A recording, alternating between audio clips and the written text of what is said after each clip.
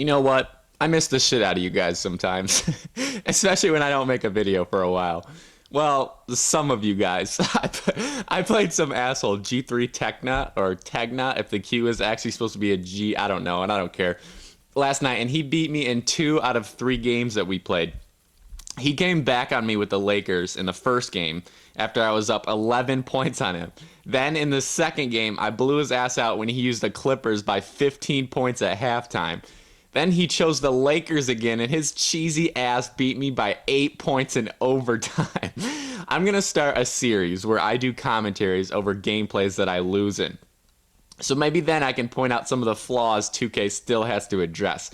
I never told you guys that I was unbeatable. I just said I was the best, most legit, and least cheesy player out there. I was hitting 3 after 3 after 3 on this kid, jump shot after jump shot, and he was just whoring out Dwight Howard down low. And you might be thinking, well, Ryan, the Heat are small in the paint. You should have gotten scored on a lot down there. And yes, I understand that, but this kid would have 50 points in the paint every game. He literally took 8 jump shots total. And then he had the balls to tell me that that just proves that he doesn't need a jump shot to beat me. Like, are you retarded? When he wasn't shooting 20% from outside, he would dribble down into the post with Steve Nash or Kobe Bryant until Powell or Dwight did that stupid cut to the basket that's completely undefendable. You guys know what I'm talking about, where you dribble at somebody and then they cut to the basket, and then all you have to do is pass it to them for 2 points that even Helen Keller's disabled ass could score. Kids like that are a fucking disgrace to basketball. So shout out to that tool really quick. Cheesy bitch. Okay. But anyway, for those of you who I do miss, what we're going to do today is go back in time a couple months and do another super long ass tutorial. The perfect defense video has grown into something a lot bigger than I had originally planned for, but even though it's been well received, people are still having some trouble with it. So this video is my attempt to make everything a lot clearer. We're going to be discussing the 1-3-1 zone and how to use it in a gameplay that you guys are familiar with, or well, you may be familiar with. Do you guys remember N27K? The guy who I played that was 28-0? Well, we're going to revisit this game to give you guys an idea of how I use my perfect defense against an extremely difficult opponent. I've gotten some comments that said this game was against the computer or it was faked or whatever, so I thought I would actually knock out 2 birds with 1 stone today and start off showing that I actually did get matched up with him in quick match, and also take the opportunity to drive the nail home on the topic of my perfect defense.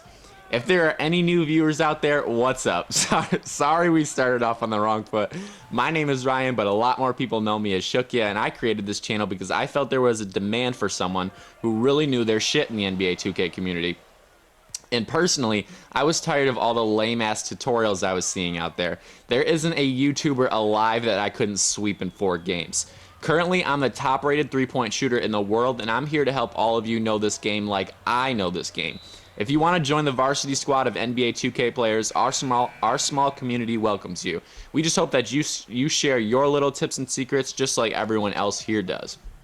Now that we've finished our introductions, let me tell you what's actually going on. In this video, I've cut almost every defensive possession into one long video from that 28-0 guy I played.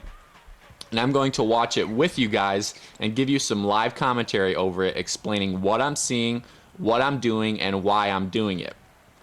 There is a few offensive possessions in this video, but that's just because there were a few fast plays that got right back into the defense, so I left them in there. You might see a few of those throughout the video. The first thing I should mention, though, is that this video is not going to have a lot of entertainment a lot of entertainment value, I should say. This video is only for those diehard subscribers who are still working out the kinks in their own variants of the 1-3-1 zone, okay? If you make it through these 13, 14, 15 minutes, I love you. These take a lot of work, and I appreciate all the comments that I get. The second thing I should mention is that if you somehow found this video by chance, or you just may have not watched the perfect defense tutorial yet, you have to. You're going to be missing out on a lot of key information if you try to base your defense on this video right here alone. Alright, so let's just jump right into it. The best way to describe how to play in the 1-3-1 zone is to use the game of chess as an analogy, alright? Anybody want to get the D in a game of chess sometime? Holla at your boy on chess.com. King me, bitch. Shook, yeah, that's checkers, bro. Shut up. Alright, but using chess as an analogy, it will make understanding what you're looking for in the 1-3-1 a lot easier. When you're sitting in the 1-3-1, not only are you trying to read your players, but you're trying to read your opponent's players as well. Just like in chess, you're trying to play your own game while trying to figure out what your opponent is trying to do as well. Understanding this is the key to unlocking the holy grail of the 1-3-1 zone. If you have good peripheral vision, you will be excellent at this technique. While sitting in the middle of the 1-3-1 zone, as your power forward, you want to be looking for and always keeping track of your opponent's three-point shooting threats. In this game, I always had to keep my eyes on the lookout for a wide-open Shane Battier or Ray Allen on the wings and in the corner. That's what your opponent is looking for too, right? The corners are a really big weakness in the 1-3-1 zone. And if you see someone open, that's probably what your opponent sees too, and that's probably where he wants to go with it.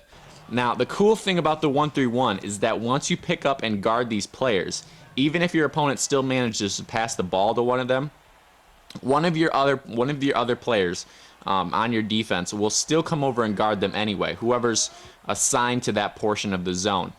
Even if you go and guard them yourself, it's still their portion of the zone that they're in control of, so they're going to come over and guard that anyway. It doesn't matter if you're there or not. So once you make sure that they can't get a three-point shot off, you can run over and cover someone else who isn't guarded or get in the passing lane of an all-star. But the main thing is think like your opponent, okay? Think like you're on offense while you're on defense, if that makes any sense, all right? Are you starting to kind of see the big picture of the 1-3-1 now? It's kind of like, it kind of has to do a lot with predicting, but you want to think like you're on offense while you're on defense. The 1-3-1 is designed to stop penetration and to stop any low post action by swarming and double teaming. So when the guy you're playing manages to get the ball down low, you're going to have to be okay with him scoring a tough basket down there with some good post moves. But since the zone doubles down there, you always have to be on the lookout for shooters. So pay attention to how I use Ray Allen and Rashard Lewis in these defensive possessions. You're going to have to give up something on defense, all right? You can't always try to stop easy baskets, but you don't want to give up wide open threes.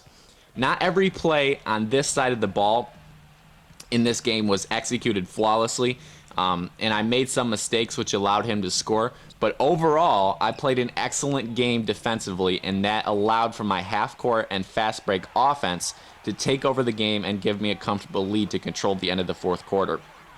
And that's going to be some of the greatest things that I'm going to talk about in the offensive guides.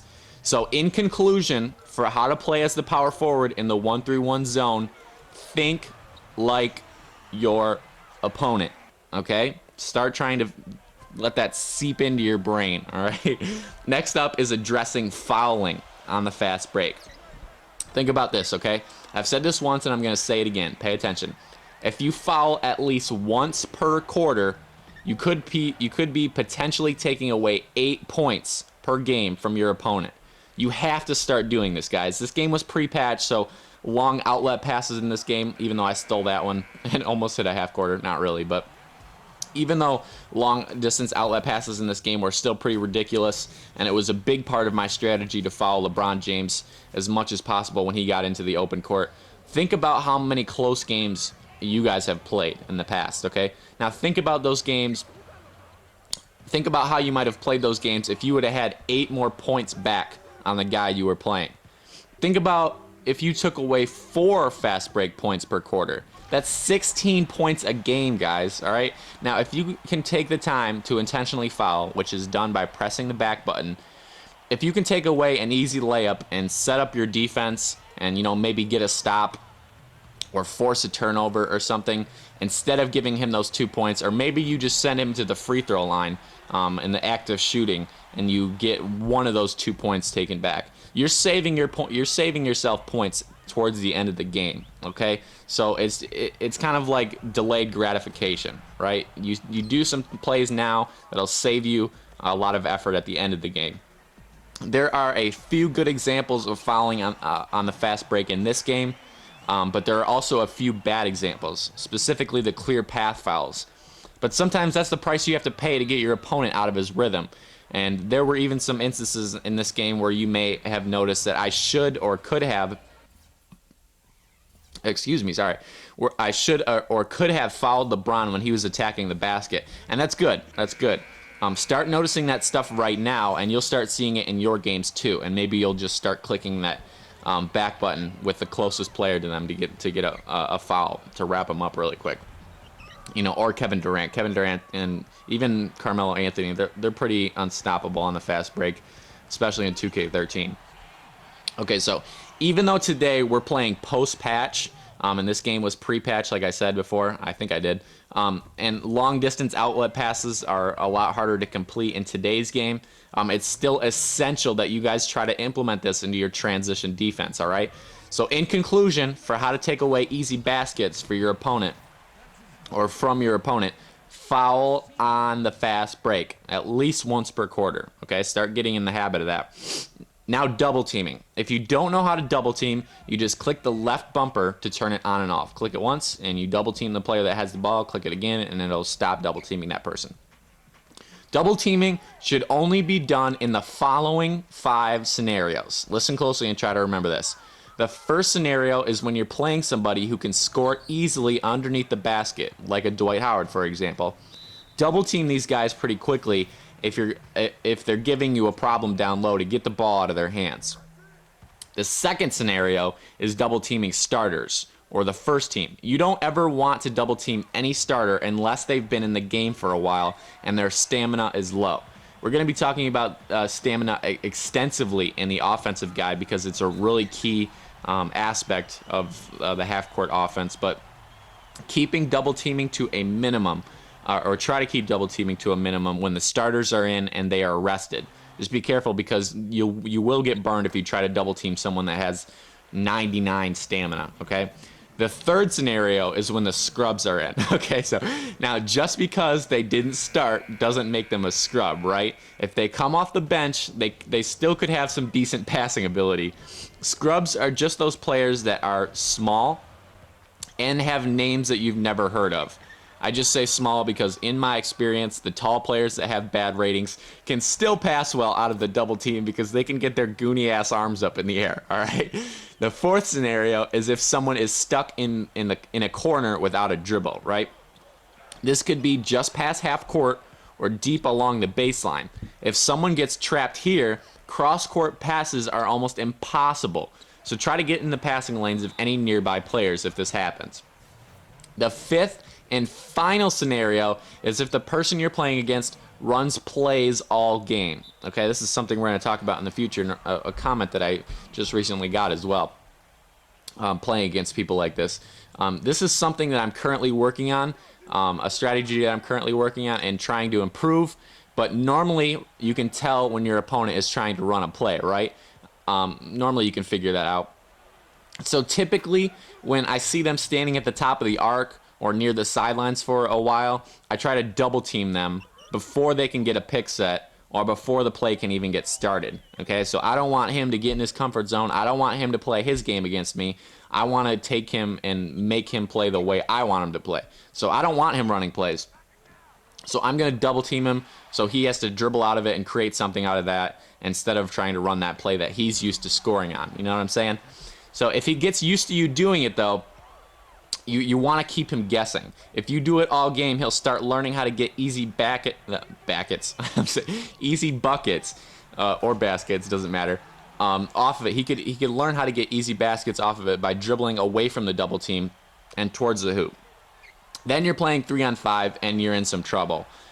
Next up is what to do when you're completely lost on defense or when your defense falls apart, all right? On some possessions, you may find yourself guarding one player with 2 people, but it will seem like everyone else is still covered because they'll be across the court and it'll be like right in the middle of both guys. This is a lie, and you must be very careful in these situations because if it's a play, it can open up a can of worms for your defense, and it will give you all kinds of problems to deal with. You want to be alert and surveying the court and trying to get in the head of your opponent, right? but the main thing you want to do is to stay in the middle of the paint in these situations. The shortest distance between any 2 points is a straight line, right? So by standing in the paint, you are cutting the court in half effectively, and you're still protecting the most important thing on defense, the basket. Okay, so now let's wrap up everything in review really quick. Number one, think like your opponent. Try to figure out what he's going to do with the ball before he does it so you can guard it, specifically with three-point shooters. Number two, take away easy baskets and save yourself points by fouling on the fast break. Number three, double teaming should only be done on post players, tired players, scrubs, in the corners, and on people who run plays a lot. And lastly, number four, if your defense is a mess, find the paint. Consider subscribing if you haven't already, and thanks for watching, guys. Peace out. Psst. All right, if you're still watching, you're a badass subscriber, and I've got a reward for you. I want you to post a comment of the complete English alphabet, but backwards. No capitals and no spaces. And the comment can only contain those 26 letters. First person to do it correctly gets 1,600 Microsoft points. Go, go, go!